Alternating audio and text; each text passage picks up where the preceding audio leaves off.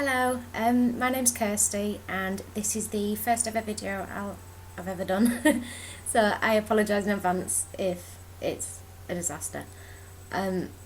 Basically, I want to talk about my personal story with Jehovah's Witnesses and my experience while I was in the religion and the effects that it's also had afterwards. I've kept very quiet for a long time. It's been a decade since I was disassociated, although not by my own choice, but I can talk about that later. Basically, I was born into the religion. I was very spiritually involved my whole life growing up. I was baptised when I was 14. I was one of the youngest in the congregation to get baptised. I was pioneering at 15, and I also helped with the sign language congregations. We helped set up several sign language congregations and used to spread the word through sign language as well. So I was very, very involved in the religion. But when I was 15, I'd say, I started to feel very, very excluded in the congregation. The teenagers that were my age joined their own little cliques and their own little groups, and they refused to include me in that. And I never really felt like I fitted in. When I was at school, the other Jehovah's Witnesses in the school wouldn't talk to me. They'd stay in their own little group, and I became very isolated and very depressed as a result. When I was 15, I started associating with people that weren't Jehovah's Witnesses. I was just seeking friendship from anywhere, inclusion. I just wanted to be included in something. And the more I spent time with people out of the religion, the more I realised that it wasn't the truth. It wasn't. And I started to stop going to meetings. I started self-harming, and just completely cut myself off. And the Jehovah's Witnesses are supposed to come up and advise you. If you're starting to stray a little bit, they're supposed to come up and support you, tell you you're straying, try and help you back on your feet. In my case, I had 3 elders come round when I was 15, or possibly just turned 16, and they all said that if I didn't disassociate myself, I would be classed as disfellowshipped. They never stated why, but they basically blamed my self-harming as defiling the body, instead of seeing it as a cry for help, which it actually was. They punished me for it and disassociated me. Shortly after that, I was kicked out of my family home. I was 16 at the time. I was put into supported accommodation, and I started acting like how I was raised to see the world as. So basically everything they told me that worldly people act, I did to try and fit in. I just wanted to fit in somewhere. I was completely cut off from my family, my friends that I'd all grown up with. Everybody I knew had just disappeared. My entire family are Jehovah's Witnesses. I lost everybody because of the organisation. And even in that situation, the doctrines were so ingrained into me that I refused to look outside of the JW information to find out the truth about the religion. I refused to go into depths because I was too scared of what I might find, of what I wouldn't find, or, what if I was right all along? What if I was wrong all along? And I refused to acknowledge the religion altogether and completely shut myself off. And I ended up having 2 beautiful boys who were the saviours of me, basically. They very much helped me get back on my feet. I stopped self-harming, I stopped hurting myself in many ways, and I started living a very happy, normal life.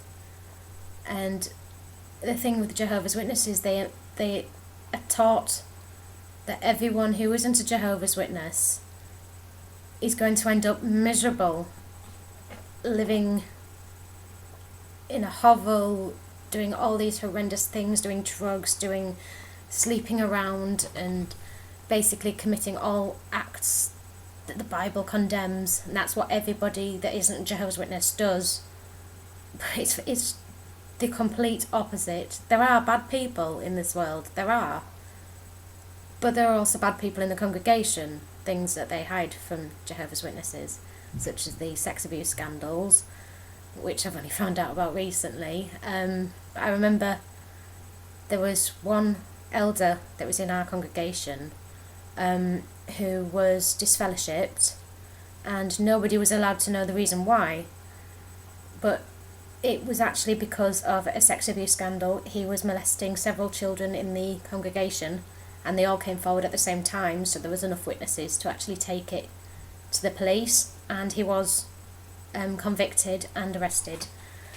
So it does go on, although in that case they did deal with it, but there are a lot of cases where they have hidden it, and it is the regulations for the elders not to report it to the police until they've already sent it to Bethel first. Anyway, I refused to research anything about Jehovah's Witnesses for fear of what I would find and fear of what if people found out that I was researching. I was terrified of the word apostate, which I will most likely get labelled as now, but I'm doing it anyway. I stumbled across a website called JW Survey. This is the first time I ever looked outside, but the way JW Survey has worded their information and the way they provide the information, it was from an actual ex-Jehovah's Witness. It's not slating, it's not propaganda, it's not throwing it in your face. It's genuine facts from a neutral perspective of what really goes on, and it made me pay attention, because I'll see websites or YouTube videos where they just slate and say, oh, they're this, they're that, anything, but there's no hard facts. And I really appreciated that about JW Survey.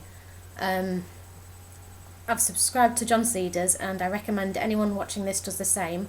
He has some very, very good videos. I've put a link below so you can go to his website, his YouTube video. And I'd like to thank John Cedars in particular for helping me get the courage to do this video. This has taken a lot.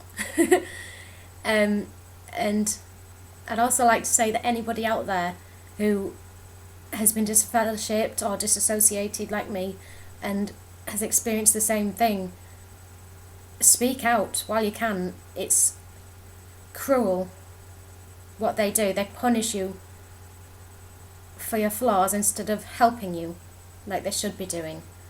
Like in my case, my self-harming, instead of helping me deal with that, find out why and try and help, they pushed me away and shunned me, and I lost my entire family because I needed help.